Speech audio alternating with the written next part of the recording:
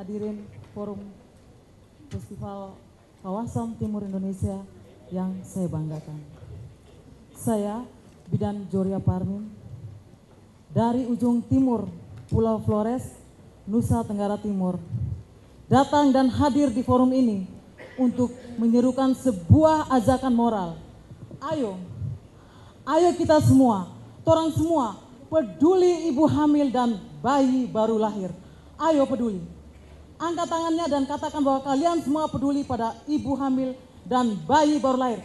Peduli. Peduli. Peduli. Peduli. Peduli. Peduli. Terima kasih.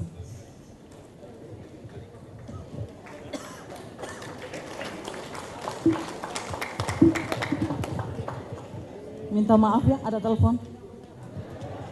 Ya. Halo. Ya. Bagaimana teh? Partus macet. Pembukaan berapa sekarang? Turun kepala hots berapa? Kantong ketubannya? Hisnya berapa? Oke, rasanya dia kelelahan tuh ibunya. Kurang pemain tusuk-tusuk dia terus dari tadi. So, berhenti pimpin sudah, ibunya kasih istirahat, ya, kasih minum air putih. Kalau masih bisa makan, beri dia makan. Ya, 10 menit lagi saya pantau ya.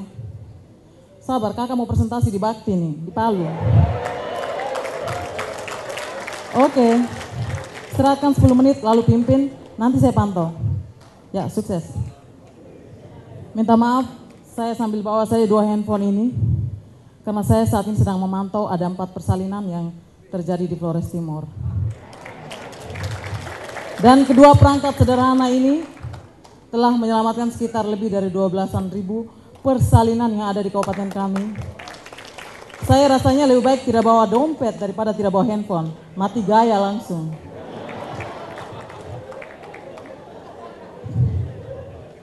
Dari Kabupaten Flores Timur, kami punya 2H2 Center. Dan terimalah persembahan kami, 2H2 Center dari Dinas Kesehatan Kabupaten Flores Timur, dari kawasan timur Indonesia untuk Indonesia. Sebenarnya apa sih yang kami kerjakan di 2H2 Center sampai kami dibiayai oleh panitia datang ke sini? 2H2 Center adalah sebuah gerakan moral peduli ibu hamil, mengajak semua elemen yang ada di Kabupaten Flores Timur untuk mau bekerja sama dan bareng-bareng kita peduli pada ibu hamil. Intinya bahwa mengurus ibu hamil dan bayi baru lahir bukan zamannya lagi kalau kita orang kesehatan yang pusing mabuk sendirian. Begitu banyaknya elemen yang ada yang mereka siap ketika kita gandeng. Dan lalu kenapa harus 2 hari sebelum dan 2 hari sudah persalinan? Karena pada masa-masa itulah masa-masa paling kritis untuk sebuah kehamilan, persalinan, dan sebuah kematian ibu dan bayi. Ide ini terinspirasi dari semakin banyaknya kematian ibu dan bayi. Padahal program tidak kurang-kurang untuk mencegah kematian ibu dan bayi. Tapi kenapa tidak menjadi daya ungkit yang cukup ampuh untuk menurunkan angka kematian ibu dan bayi? Pendidikan terlalu banyak, bidan banyak banget. Lalu di mana yang tersalah? Salahnya di mana? Kok mati terus setiap hari? Kalau ada kematian mulailah mengalir cerita-cerita pilu, mengalir air mata. Lalu kita juga melakukan audit maternal perinatal, mencarikan solusinya, lalu belum juga kita lakukan solusinya, di sana ada lagi satu yang meninggal. Itu tentang kematian ibu yang meninggalkan banyak anak yatim dan beberapa duda. Lalu bagaimana dengan profil bayi-bayi baru lahir? Bayi baru lahir, kalau dia bisa berdemonstrasi dengan kita. Ibu bidan, saya di dalam kandungan dilindungi air ketuban. Saya makan tinggal disuapin di tali pusat. Proses kelahiran inilah yang telah merenggut nyawa saya. Begitu banyaknya bayi-bayi kita yang meninggal, tewas ketika lahir. Berusaha menarik napas pertama aja dia gagal total. Apalagi dia menangis. Sudah bisa dibayangkan bayi ini meninggal tanpa pernah menyandang nama. Padahal untuk menyiapin namanya, mungkin dari kehamilan trimester 1, ibu bapaknya udah menyiapin nama, searching di internet. Tapi nama itu nggak sempat disandang oleh bayi, dia udah keburu meninggal. Itu profil-profil yang benar-benar memilukan dan fakta itu ada di lapangan. Kita mengalami setiap saatnya. Lebih sakit hati lagi coba. Di kampung-kampung kita lihat. Kalau ada dua kejadian yang berbeda. Di sana ada kematian, di sini ada kelahiran. Kalau di sana ada kematian, kita semua, apalagi tuan adat yang meninggal, kita semua rela hati menghentikan aktivitas berbondong-bondong ke tenda kematian. Gak ada yang undang kita. Padahal di sana itu akhir dari kehidupannya. Dan sebaliknya, kalau kita lihat di tenda sana ada yang kelahiran atau di gubuk sana ada kelahiran. Bisa terjadi dia meninggal, melahirkan sendiri di kebun, tidak terpapar oleh layanan kesehatan, ketika ditemukan dia sudah tidak bernyawa. Padahal itu adalah awal dari sebuah kehidupan. Ini makan hati dan bikin sakit hati. Menohok perasaan kita sebagai pelaku kesehatan. Nah, 2H2 Center menggagas pekerjaan di mana? Pada 2 hari sebelum dan 2 hari sudah persalinan, ibu ini kita advokasi.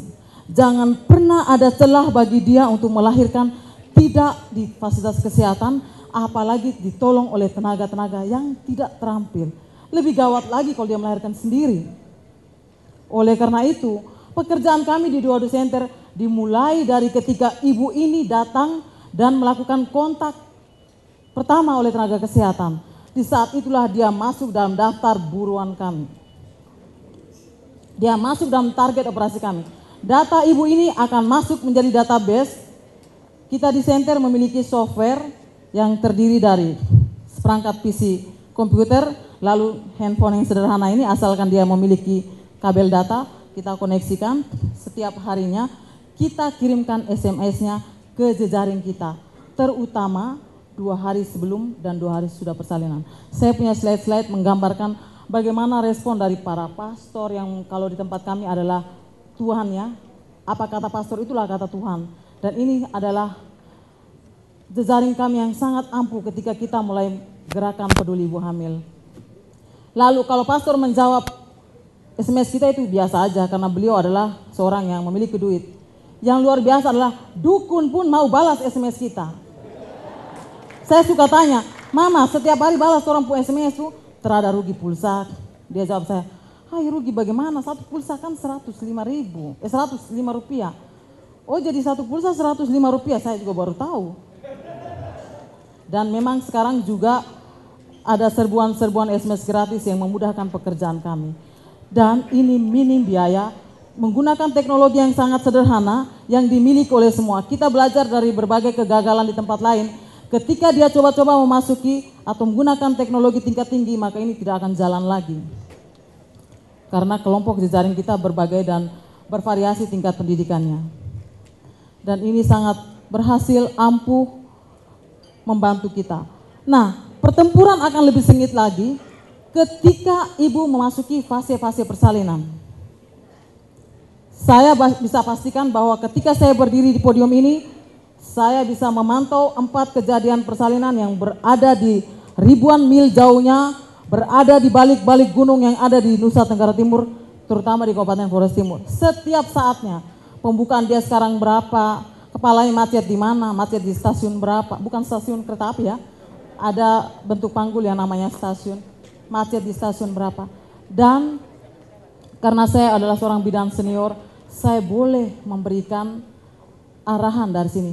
Bukan karena saya yang paling tahu, tetapi karena mereka yang berada di wilayah diperhadapkan kepada satu kasus yang secara psikis membuat mereka tidak jernih berpikir apalagi mengambil tindakan. Jadi saya pandu dari sini.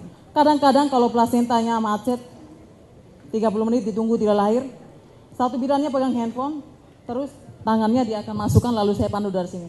Masukkan tangan, sisir plasentanya, rogo kasih keluar, pelan-pelan, awas jangan lepas. Itu kita pandu dari sini, meskipun saya sedang memberikan presentasi seperti ini. Dan kerja keras ini cukup membuahkan hasil. 95% lebih persalinan kami tidak lagi di fasilitas kesehatan yang tidak memadai. Dan 95% lebih persalinan kami ditolong oleh tenaga-tenaga kesehatan terampil.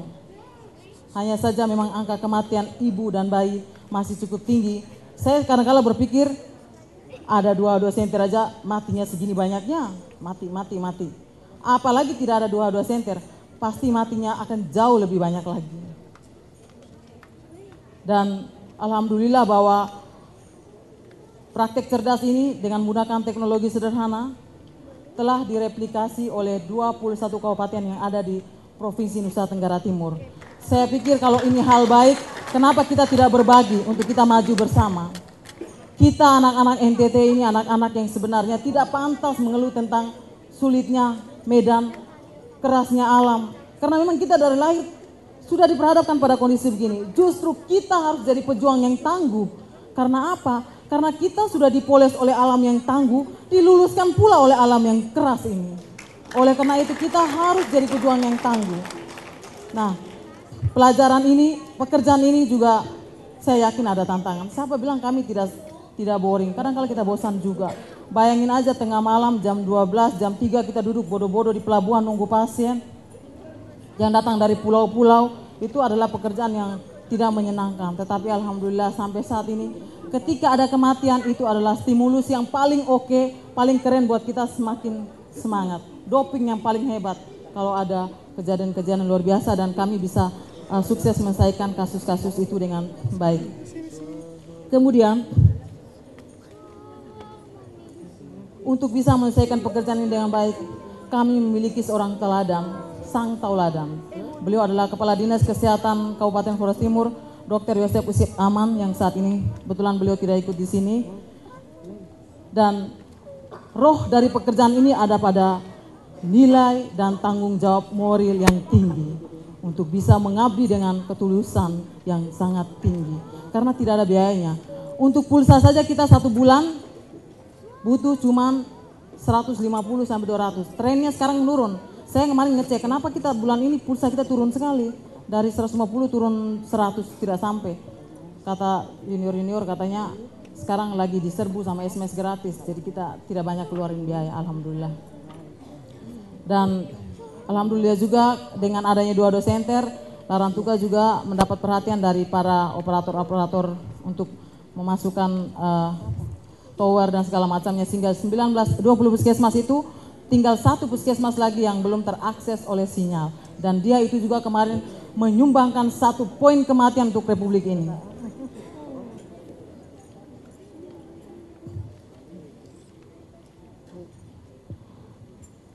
Mau menutup pertemuan kita, saya hanya mau bilang bahwa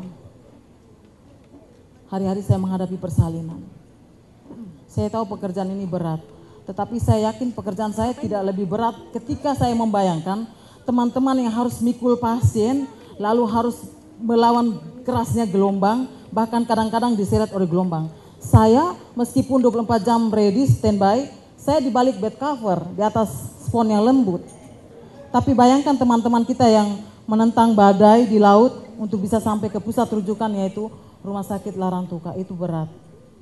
Dan pada forum ini saya mau bilang bahwa persalinan adalah proses yang sangat mulia. Ada perpindahan tempat dari intrauterin ke ekstrauterin, keluar ke dunia luar. Dan proses yang sangat mulia ini, mari kita sambut dengan cara-cara yang lebih bermartabat lagi. Tidak boleh ada yang lahir di kebun, di atas rerumputan, bahkan kadang-kadang dipatok sama ular.